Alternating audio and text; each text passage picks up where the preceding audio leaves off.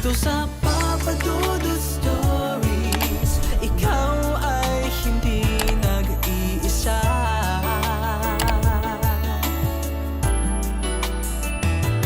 Dito sa Papa Dudut Stories, may nagmamahal sa'yo. Papa Dudut Stories, Papa Dudut Stories. Dear Papa Dudut, sa lahat po ng mga nakatutok ngayon, huwag pong kalimutan mag-like, mag-share at mag-subscribe. Maraming salamat po sa inyong lahat.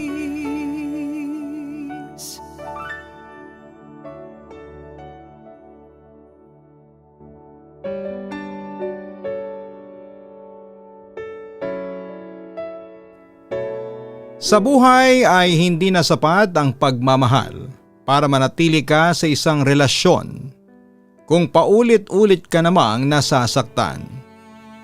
Hindi man madaling lumisan ay kailangan mong piliin na palayain ang sarili para muling maranasan ang kapayapaan.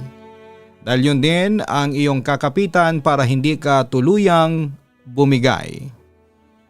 Dear Papa Dudut, ako po si Rose, 52 taong gulang, isang ina na lumaki at tumanda sa parehong barangay ng Camarines Norte, kung saan din ako nagkapamilya.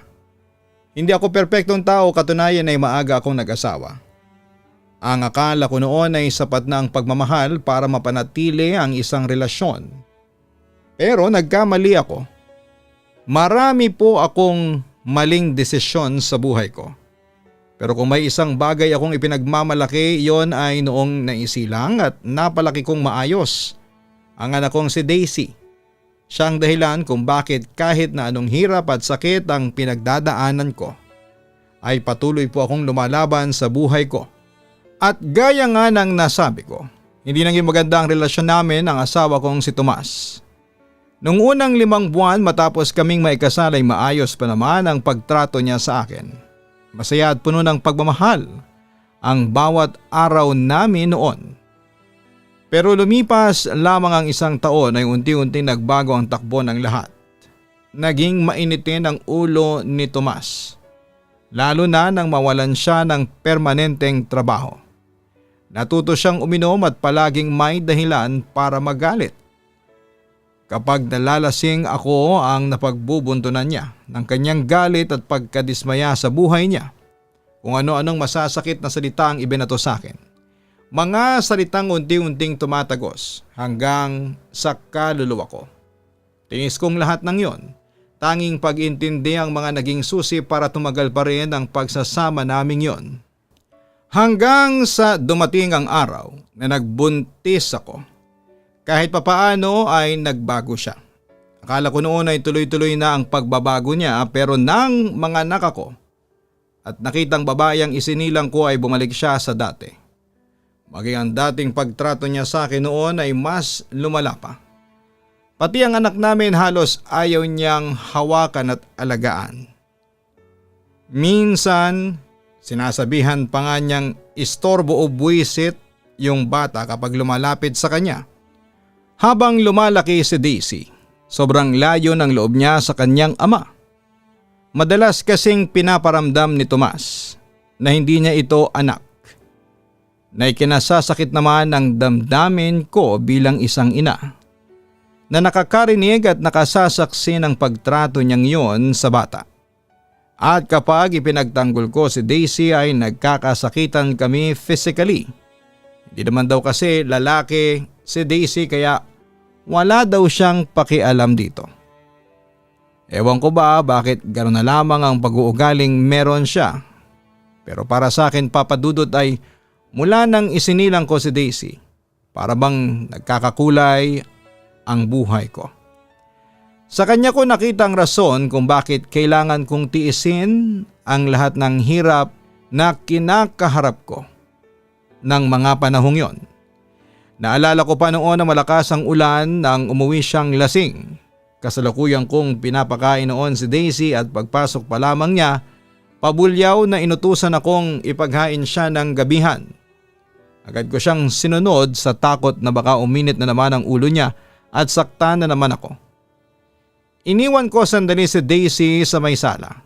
Nang magawa ko ng ihain sa mesa ang lahat ng kailangan niya ay bigla na lamang siyang sumigaw na ikinagulat ko. Napaso yata ng sabaw dahil sa kalasingan. Nagalit siya at hinampas ng malakas ang mesa saka ako pinagmumura. Sinubukan ko na lamang umiwas at hindi na lamang siya sinagot para hindi na kami magkagulo pa. Pabalik na ako sa anak ko para pakainin ito nang bigla na lamang akong hampasin ni Tomas sa likod na sinturon. Pinapasok ko agad sa kwarto si Daisy na noon ay 5 taong gulang pa lamang. Inawat ko si Tomas at nagmakaawa pero paulit-ulit pa rin niya akong pinaghampas. Halos mamilipit ako sa sakit dahil yung bakal ng sinturon ang mismong tumatama sa katawan at sa ulo ko. At habang binubugbog niya ako, ang tanging nasa isipan ko lang noon ay ang anak ko. Nakita ko nakasilip si Daisy sa gilid ng pintuan at yakap-yakap ang manika niya. Umiyak na tinawag ako. Patuloy ako sa pagsigaw at pagmamakaawa. Patuloy lamang siya sa paghambalos at pagsipa sa akin. Hanggang sa biglang bumukas ng malakas ang pintuan. "Tigilan mo na si ate." Pagalit na sigaw ng kapatid kong si Arnold na may hawak ng 2x2. Hindi ko na siya napigilan pa noong sugurin niya si Tomas at inihampas ang hawak na kahoy sa likod nito.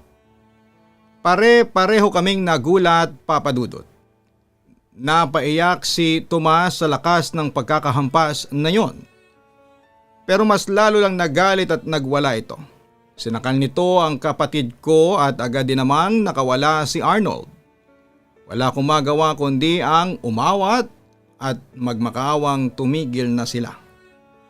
Halos mabasag ang mga pinggan at kaldero sa sahig. Nang makita kong akmang sasaksakin ni Tomas si Arnold, dala ng pagkakabigla ay buong lakas ko siyang itinulak. Nakipagagawan ako ng kutsilyo at walang takot na itinuto ko yon sa kanya ng maagaw ko. "Sige, subukan mong lumapit, magkakamatayan na lang tayo dito," sigaw ko. Ang nasa isipan ko lang noon ay hindi ako papayag na saktan niya ang kapatid ko. Sa huli ay si Tomas na rin ang tumigil. Sabi nga niya ay magsama-sama daw kaming mga walang kwenta na pabigat sa buhay niya. Kasunod noon ay narinig ko na lamang ang pagbagsak ng pintuan at mas malakas na hampas ng ulan sa labas. Nang makaalis siya ay saka ko lang napansin si Arnold. Tahimik na nasa tabi ko. Pero may dugo sa labi, pawis na pawis po ito. Pero nakatitig lang sa nakasarang pintuan. Halata ang galit sa mukha at sa mga kamaong kasalukuyang nakayukom habang nangingilid ang luha sa mga mata. "Alam kong hindi ka na naman pumasok," sabi ko na lamang sa kanya.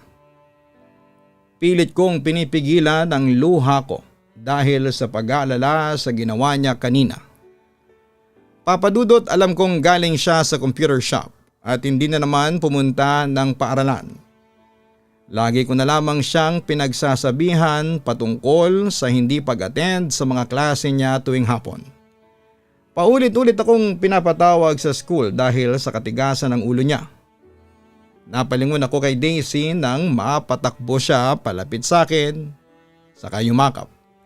Ramdam ko ang takot niya sa mga nasaksihan kanina. Agad ko siyang pinakalma at pinaliwanagan sa maintindihan niya. Kinarga ko siya bago ko hinarap si Arnold. "Bakit ba ganito ang buhay natin?" tanong ko sa kawalan at tuluyang napaiyak. Yung iyak na may halong galit, awa at pagod. Hindi ako sinagot ng kapatid ko, bagkos ay niyakap lamang ako ng mahigpit. Wala siyang sinabi pero ramdam ko na nandyan lamang siya para sa akin. Habang humahagulhol ako ay yakap-yakap pa din nila ako. Hindi ko na alam kung ano ang gagawin ko sa buhay ko ng sandaling yon, Papa Dudut. Nang maghiwalay ang mga magulang namin noon, ako na ang tumayong magulang ng dalawang nakababata kong kapatid dahil na-depress noon ang nanay namin. Nagkasakit ng malala hanggang sa namatay. Simula noon ay nagkahiwalay na kaming magkakapatid at sa katunayan, Papa Dudut, may ibang pamilya ang tatay namin. Yun ang dahilan kung bakit hiniwalayan siya ng inay noon. 3 ang kapatid namin sa kabit ni tatay kaya kahit humingi kami ng sustento ay wala kaming maaasahan sa kanya. Yung isang kapatid namin na sumunod sa akin ay pinagpasyahang kupkupin at pag-aralin ng tita naming kapatid ni nanay. Habang ang bunso na si Ronald ay mas pinili kong sa poder ko tumira. Para kahit papaano ay magabayan ko lalo na at napakapasaway pa. Katunayan, kasalukuyan siyang nag-aaral sa high school pero napadalas ang pambubulakbol niya kasama ng barkada. Hindi ko na alam kung paano siya patitinuin noon. Pero kahit palasagot, kahit madalas sakit din ng ulo si Arnold, hindi niya ako kayang nakikitang sinasaktan ng asawa ko. Kahit na minsan ay nagiging dahilan siya ng gulo sa bahay. Hindi ko maipagkakaila na may bahagi ng puso ko na nagpapasalamat na nandyan siya. Na tanging tagapagtanggol namin ni Daisy na halos umabot pa nga na nakikipagsuntukan na siya. Lagi ko siyang sinasaway at sinasabihang wag nang makialam sa amin ng Kuya Tomas niya dahil away mag-asawa lamang namin yon. Pero bilang kapatid siguro'y hindi niya ako magawang tiisin. Lumipas nga ang ilang araw na hindi umuwi sa bahay si Tomas. Doon siya nakikitulog sa bahay ng barkada niya. Kapag sinusundo ko naman ay hindi ako pinapansin. Kaya umabot sa puntong napagod ako. Hinayaan ko na lamang siyang gawin ang gusto niya hanggang sa umuwi siya sa amin na hindi nakakainom. Mukhang tapos na sa pagbubuhay binata ulit. May bitbit pa ngang mga pagkain. Naging malambing sa amin at nangakong magbabago na. Patawarin ko na daw. Aaminin ko, Papa Dudut, sa pagkakataong yon ay nagpakatanga ako. Pinatawad ko siya. Ayaw kong ma-broken family kami at maranasan yun ni Daisy. Lahat naman ng tao nagkakamali at kailangan ng pangalawang pagkakataon para magbago. Umasa ako na tototohanin niya yung mga sinabi niya na magiging maayos na ang trato niya sa amin ng anak niya. Akala ko ay mahihintay ko pa ang araw na magbabago siya. Pero mali pala kung iisipin pa yon, Papa Dudut, dahil ang totoo, hindi lahat ng tao ay kayang baguhin ng pagmamahal. May mga tao talagang habang tumatagal ay mas lalo lang nagiging malupit katulad ni Tomas. Hindi ko makakalimutan ang araw na tuluyan na akong nagpasya na tapusin na ang lahat sa amin ni Tomas dahil sa matinding ginawa niya, Papa Dudut. Nung tanghaling galing ako sa palengke matapos magtinda, pagpasok ko sa bahay ay napansin kong wala sa sala si Daisy kaya hinanap ko si Tomas. Bago umalis kanina si Arnold sa palengke at nagpaalam na may gagawing project sa bahay ng kaibigan niya, sinabi niyang iniwan niya si Daisy sa asawa ko, Papa Dudut. Hindi ko alam kung bakit kakaiba ang kabang nararamdaman ko ng mga sandaling yon. Hindi ko rin kasi makita si Daisy sa kwarto nang mapagawi ako doon. Muli kong tinawag ang mister ko pero walang sumasagot. At dala ng instinct ko ay dumiretso akong kusina at nakita ko doon si Tomas na abalang umiinom ng alak. Nasaan si Daisy? Tanong ko pero tinignan lamang niya ako. Dinidisiplina ko.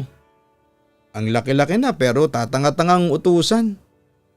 Binundol ako ng kaba sa mga sinabi niya. Anong ginagawa mo sa anak natin? Nasaan si Daisy? Hysterical ko na ang sigaw. Pinelyuhan ko siya sa sobrang kaba at galit na nararamdaman ko. Pero inis na itinulak niya ako. Tumama yung likod ko sa mga gilid ng lababo. Hanapin mo kung gusto mo. Galit na sabi niya. Pabalyang naupo pabalik sa katumungga ng alak. hanggang sa marinig ko ang mahina at pigil na iyak mula sa labas ng bahay. Natarantang pinuntahan ko ang likuran ng bahay namin at doon ko nakita ang isang sako na nakatali sa may sanga ng puno ng mangga. Gumagalaw-galaw yon habang naririnig ko ang mahinang pag-iyak ni Daisy. Hindi ko na alam kung paano ko mabilis na naakyat yung puno para lamang maibaba yung sako na hindi kami nahuhulog na dalawa. Pagbukas ko noon ay tumambad sa akin si Daisy na nakabaluktot sa loob habang may tape ang bibig. Umiiyak na nilabas ko siya sa sako at niyakap. Awang-awa akong tinanggal ang tali sa kamay niya, Papa Dudut. Habang ginagawa ko yon ay bigla namang nagtaas ng boses si Tomas. Tingnan mo yan, ganyan ka kasi puro lambing. Kaya yan lumalaking tatanga-tanga. Sigaw pa ni Tomas mula sa kusina. Para akong mababaliw sa nangyaring yon, Papa Dudut. Lalo na nang makita ko ang mga latay sa likod at hita ni Daisy. Nanginginig ako sa nakita ko. Pero hindi ko alam kung ano ang uunahin ko. Ang galit ba o ang awa? Inis na tinignan ko si Tomas mula sa bukas na pintuan ng kusina. Disiplina. Disiplina bang tawag mo sa pagtali sa anak mo sa puno matapos mong isako na parang hayop? 5 taong gulang pa lang si Daisy, disiplina ba ang ganito sa'yo, ha? Halos mapasigaw ako sa sakit ng loob sa ginawa niya. Napalit na ng matinding tapang ang lahat ng takot na naipon sa loob ko dahil sa anak kong iyak ng iyak sa dibdib ko. Nagdesisyon ako na ilapit agad sa barangay ang ginawa ni Tomas. Doon ko sinabi lahat ng nangyayari sa bahay. Mula sa pananakit, pagmumura at pambubugbog hanggang sa ginawang pagtatali niya sa anak namin. Pinayuhan ako ng kapitan na huwag na munang bumalik sa bahay, baka daw may gawin pang iba sa aming mag-ina ang asawa ko, lalo pa at nasabi ko rin na iniwan namin ito na umiinom bago kami nagtungo sa barangay hall. Dinala nila kami sa DSWD office sa bayan para makakuha ng tulong sa social worker. Doon ko lang nalaman na may batas pala na tinatawag na RA 9262 o yung Anti-Violence Against Women and Their Children Act. Pinaliwanag sa akin ng social worker na pwede kong kasuhan si Tomas at humingi ng protection order para hindi siya makalapit sa amin. Nagpasama din ako ng 2 tanod para puntahan ang kapatid ko sa bahay ng kaklase nito para maabisuhan sa nangyari. Hindi siya sumama sa akin pero nangako naman na hindi muna babalik sa bahay hanggat wala akong sinasabi. Sabi naman ng nanay ng kaibigan niya, pwede naman daw na doon muna si Arnold sa kanila kahit 4 na araw. Agad naman akong nagpasalamat sa kabutihan nila, Papa Dudut. Sa tulong ng DSWD, pinatawag si Tomas. Nagkaroon kami ng harapang pag-uusap sa barangay. Pero kahit galit na galit ako, kahit gusto kong ipakulong si Tomas ay naisipan kong piliin na lamang ang katahimikan. Kinausap ko siya ng masinsinan. Hindi ko na nga alam kung paano ako nagkalakas ng loob. Natitigan siya ng walang takot. Malinaw kong sinabi sa kanya na tapos na kami, Papa Dudut. Naayaw ko na siyang makita ulit at wag na siyang lumapit sa amin ni Daisy. Na kung gusto niyang manatiling malaya, umalis na lamang siya sa bahay at sa lugar kung nasaan kami. Wag na niyang guluhin pa ang buhay namin ng anak niya. Wala siyang imik at parang inis pa nga na tinignan lamang ako bago napilitang tumango-tango. Pinayuhan siya ng kapitan ng barangay na pumirma ng kasulatan na hindi na siya lalapit sa amin, hindi na mananakit at kusang aalis sa bahay at sa lugar. Pumayag siya, Papa Dudut, siguro'y dahil ayaw din niyang humantong sa demanda at tuluyang makulong. Pag-uwi naming tatlo ni na Daisy at Arnold, sa unang pagkakataon ay nakahinga ako ng maluwag. Simula noon ay tinuruan ko ang sarili kong bumangon. Si Daisy ay tinuruan ko ring maniwala ulit na ligtas siya. Na may ina siyang hindi napapayag na may mananakit sa kanya. Mahirap, Papa Dudut. Napakahirap maging nanay at tatay sa anak mo habang pinapasan mo rin ang bigat ng nakaraan. Pero sa tuwing tinitignan ko si Daisy, alam kong tama ang desisyon kong yon. Mas pipiliin ko ang katahimikan at kaligtasan namin kesa manatili sa impyernong tinatawag kong tahanan noon. Lumaking simple at masunurin si Daisy. Maagang natuto sa gawaing bahay. Pinalaki kong marunong gumalang sa mga nakakatanda.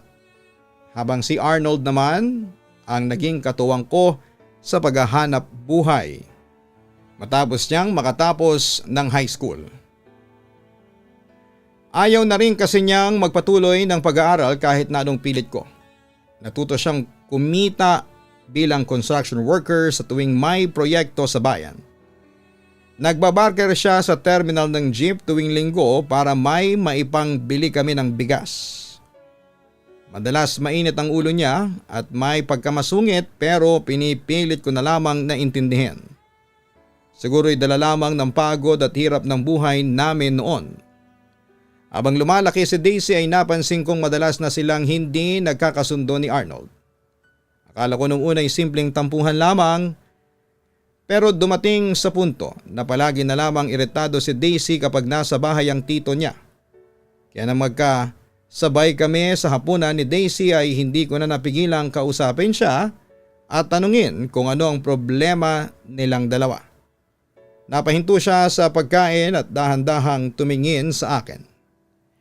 Kasi naman si Tito parang siya na lang lagi ang nasusunod dito sa bahay. Lahat na lang, pinapakialaman. Medyo nagulat ako sa tono niya. Sabi ko na lamang ay mas matanda pa rin ang tito niya kaya dapat naintindihin na lamang niya at baka paraan lamang nito yon para magdisiplina. Disiplina ba yung pinapahiya ako sa harap ng mga kaibigan ko, ma? Sabat niya ng may halong inis. Kahapon nga lang tinawag niya akong walang modo kasi hindi daw ako nagmano agad. May hawak akong pagkain. Lagi na lang ganun, ma. Parang wala akong karapatang magkamali. Tapos kapag may mga kaibigan akong lalaki, pinapagalitan ako sa harapan ng lahat. Minsan pa nga hinahabol niya yung kaklase kong si Sandro kasi binilhan lang ako ng juice sa kantin. Iniisip na manliligaw ko na. Nakakasakal, ma. Tahimik lamang ako habang pinakikinggan siya sa mga hinanakit na mukhang matagal na niyang kinikimkim.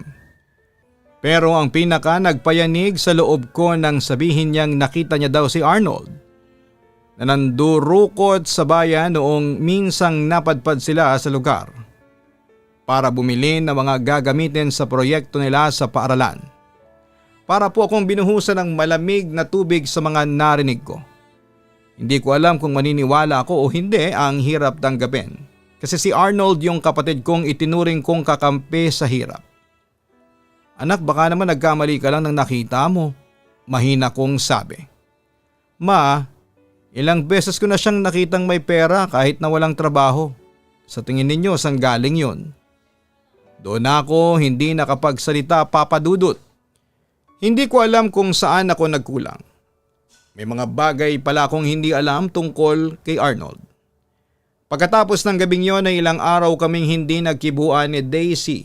Ramdam kong nasaktan siya dahil pinilit kong ipagtanggol si Arnold kahit na hindi ko rin sigurado kung kaya ko pang ipagtanggol sa mga susunod. Hanggang sa dumating ang panahon na nag-college na si Daisy.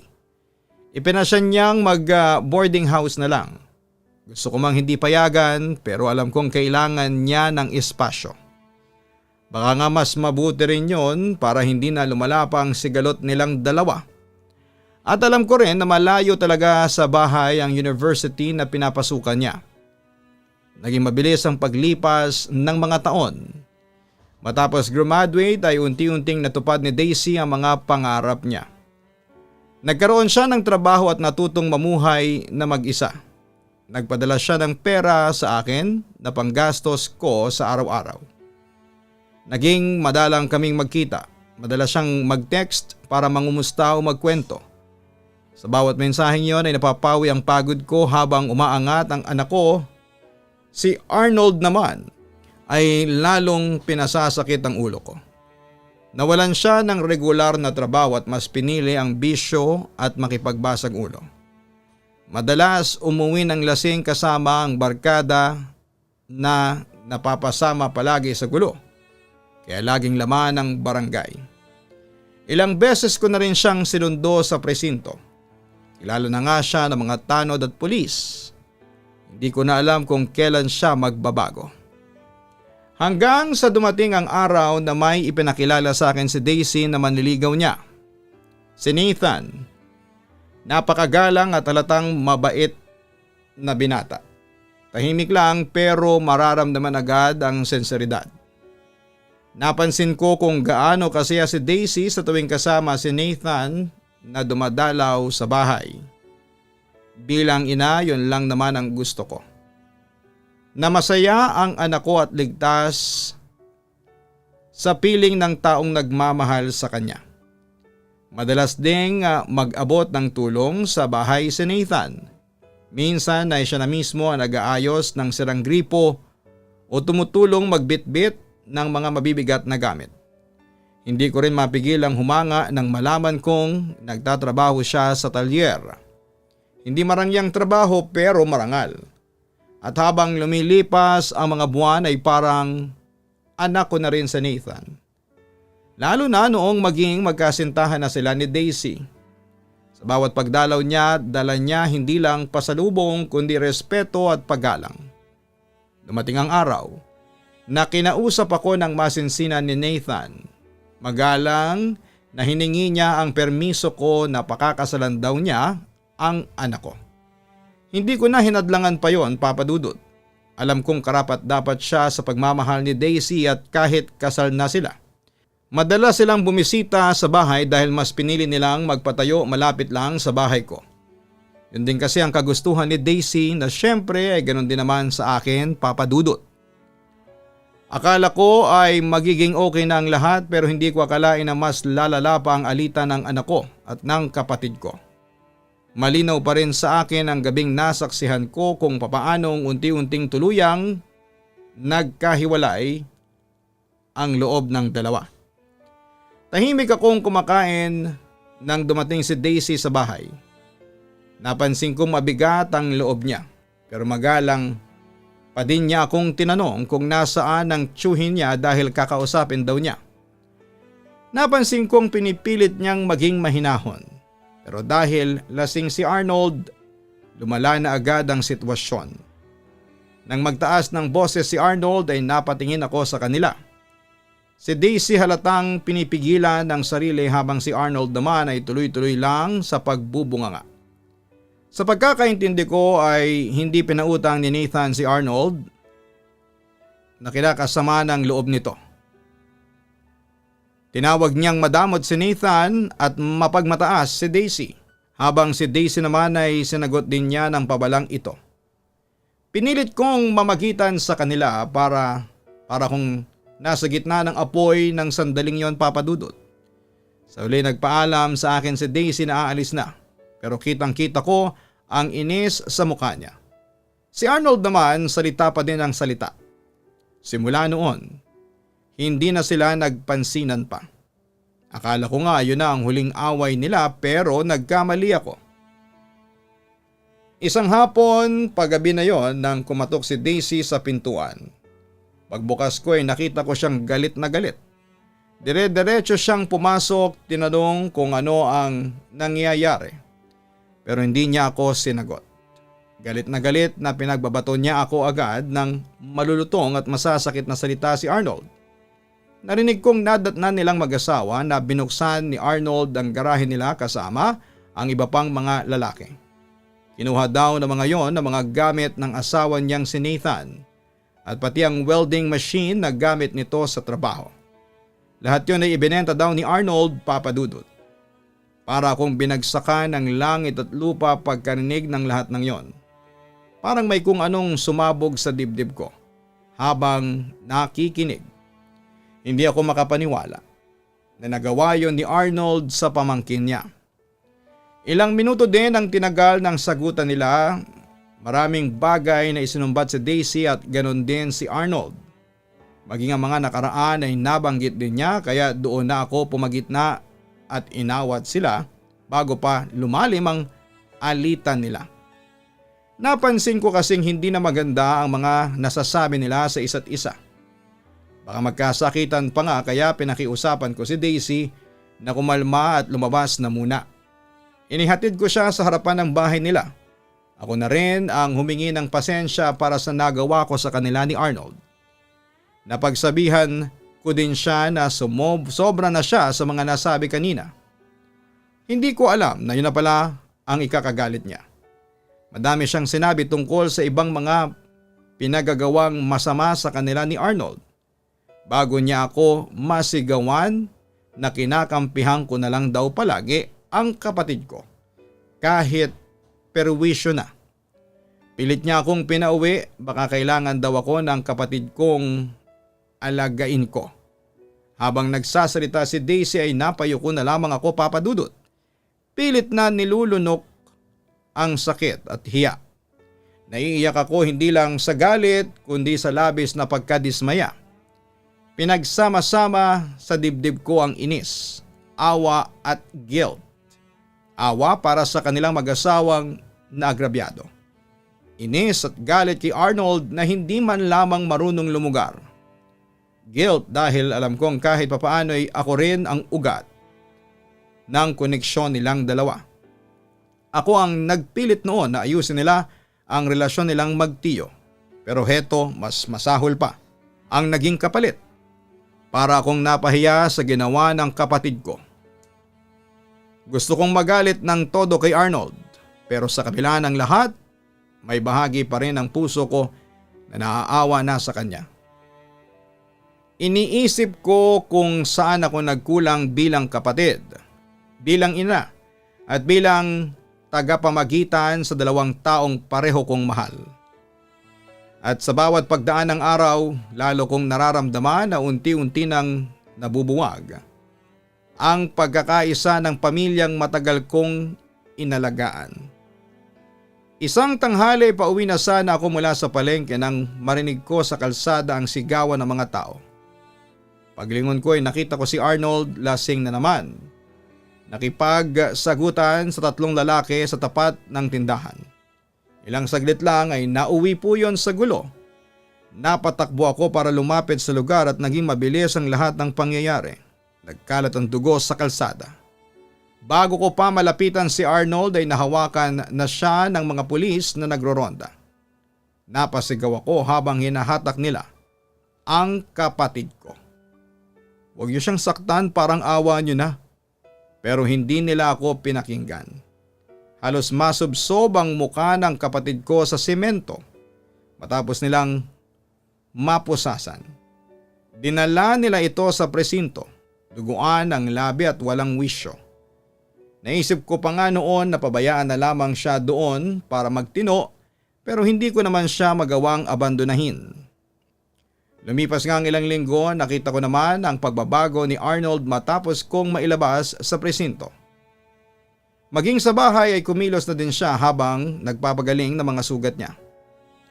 Yun nga lang ay hindi talaga siya mapakali hanggat hindi nakakainom. Pero natutupad naman niya ang pangakong isang bote lang ng pulang kabayo sa isang araw. Isang umaga galing ako sa palengke nang marinig ko ang mga kapitbahay kong nagkwekwentuhan sa kanto. Hindi ko naman sana sila papansinin pero bigla kong narinig ang pangalan ng anak ko. Ang sabi nila ay nakita raw nilang palaging sumasakay ng tricycle si Daisy at ang asawa nitong si Nathan. May nakapagsabi daw na pumupunta ang mga ito sa ospital para magpagamot. Napahinto ako sa paglalakad. Hindi ko alam kung bakit pero may kung anong kaba at lungkot ang bumalot sa dibdib ko. At nag-guilty din ako dahil sa sobrang pag-aasikaso ko sa mga papeles ng kapatid kong si Arnold para mailabas siya sa presinto. Ay hindi ko namamalaya na napapabayaan ko na kumustahin ang anak ko. Ang akala ko kasi ay ayos na sila ni Nathan kaya hindi ko na rin masyadong iniisip. Pero nang mga sandaling yun ay dumiretso agad ako sa bahay nila kahit alam kong may tampuhan pa kami. Ina pa rin ako papadudot at mas nangibabaw sa puso ko ang pag-aalala kesa sa pride. Pagbukas ni Daisy ng pintuan nang makita niya ako, wala akong narinig na salita mula sa kanya kundi ang yumakap agad siya sa akin at umiyak. Ramdam ko ang bigat ng dinadala niya ng sandaling yon, papadudot. Pinapasok niya ako, doon ko nakita ang kalagayan ni Nathan na halos hindi ko na makilala sa sobrang kapayatan. Namumutla, may mga sugat sa katawan at bukol sa leeg at likod ng tenga. May hose din na nakakabit sa ilong nito. Sabi ni Daisy, nagsimula lang daw na nilagnat ito ng mataas. Ilang hospital na raw ang pinuntahan nila para patingnan ito pero wala pa ring makatukoy sa akin na dumapo dito. Normal lahat ng test result sa hospital. Lahat naman daw ng bilin sa kanya ng doktor para sa paggaling ni Nathan ay ginawa na niya. Pero parang lalong lumalala ang sitwasyon nito. Sabi din niya nahihirapan na raw lumunok ng kahit na anong pagkain o inumin sa Nathan. Kaya ang ipinayo sa kanya ng doktor ay lagyan na ng hose ang ilong na diretso sa bituka para kahit papaano raw ay malagyan ng fluid ang tiyan nito at hindi masugat sa loob. Napaupo ako noon sa gilid ng kama. Hindi ko na malayang tumulo na rin ang mga luha ko, papadudot. Ang sakit makita na gano'n na ang kalagayan niya. Lalo na't alam kong mabait at masipag na tao si Nathan kaya bakit nangyayari sa kanya ang mga ito.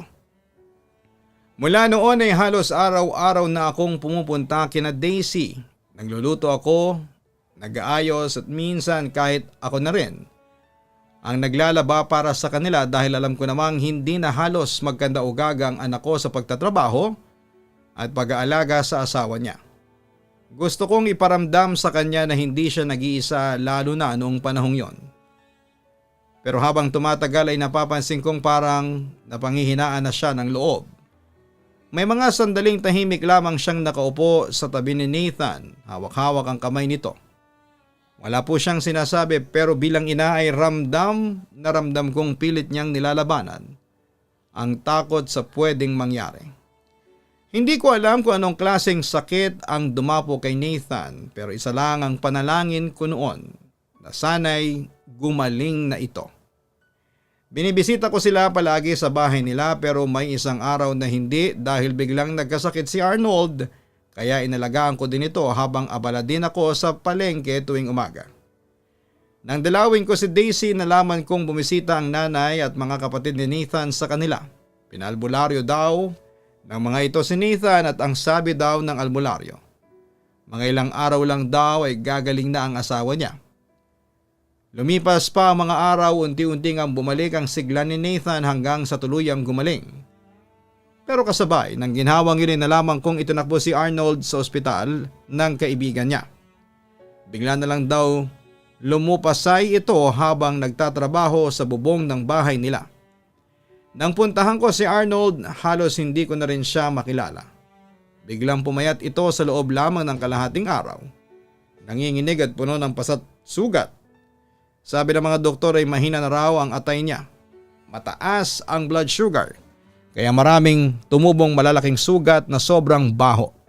At may komplikasyon pa siya sa dugo. Dahil din sa pagkakahulog ay nagkaroon ng blood clot sa likod ng kanyang ulo. Hindi ko na napigilang umiyak at niyakap ko siya. Nanalangin na magkaroon ng himala na gumising pa siya. Pero ilang araw lang papadudot ay pumanaw na si Arnold. Ilang buwan matapos ang libing ay binenta ko ang bahay at lupa ko dahil sa alok na din ng anak ko na sa kanila na lang tumira. Pumayag na ako dahil malulungkot lamang ako kapag nanatili pa ako sa bahay ng mag-isa. Papadudot, maaaring pamilyar ang kwentong ito sa inyo. Sapagkat sabay po kaming nagpadala ng kwento ng aking anak. Ito naman po ay sa aking perspektibo. Hanggang dito na lamang po ang maibabahagi kong kwento ng buhay ko bilang isang ina, isang asawa at isang kapatid. Maraming salamat po and God bless sa inyo at sa inyong mga listeners. Lubos na gumagalang, Rose. Salamat sa pagbabahagi mo ng iyong kwento, Rose. Ang kwento mo ay isang paalala na walang kapantay na lakas ang isang ina. Sa kabila ng karahasan, takot at pagkasira ng pamilya, pinili mong maging matatag para sa anak mong si Daisy at sa kapatid mong si Arnold. Naging buhay na patunay ka sa pagdurusang dulot ng maling pagmamahal. Ngunit, higit naming nalaman ang puso mo bilang isang ina na marunong umunaw at magpatawad kahit sa kabila ng sakit ng pagsubok ng iyong pamilya. Sa bawat sugat na iyong tinamo, pagmamahal pa rin bilang ina at isang kapatid ang pinairal mo. Minsan ang buhay ay magdadala ng sakit, karahasan at pagkawasak, pero laging tandaan na hindi kailangan manatili tayo sa kadiliman ng nakaraan. Tulad ni Rose, piliin mong bumangon para sa mga taong mahal mo. Matutong magpatawad, hindi dahil madali kundi dahil yon ang paraan para makalaya ka sa isang mabigat na sitwasyon. Ang tunay na lakas ay hindi lamang nagmumula sa kakayahang lumaban kundi sa kakayahang magmahal at umunawa kahit gaano pa ito kasakit. Hanggang sa muli, ako po ang inyong si Papa Dudut. Hanapin po ang Kaistorya YouTube channel at mag-subscribe. Ganon din po ang Papa Dudut family. Maraming salamat po.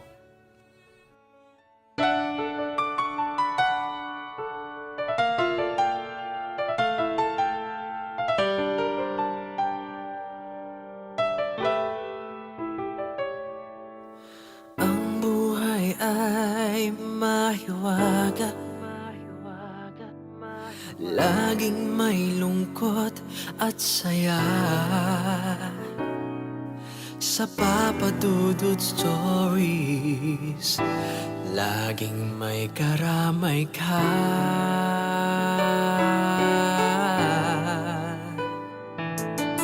Mga problemang kay bigat, dito ay pakikinggan ka. Sa Papa Dudut Stories, kami ay iyong kasama. Dito sa Papa Dudut Stories, ikaw ay hindi nag-iisa.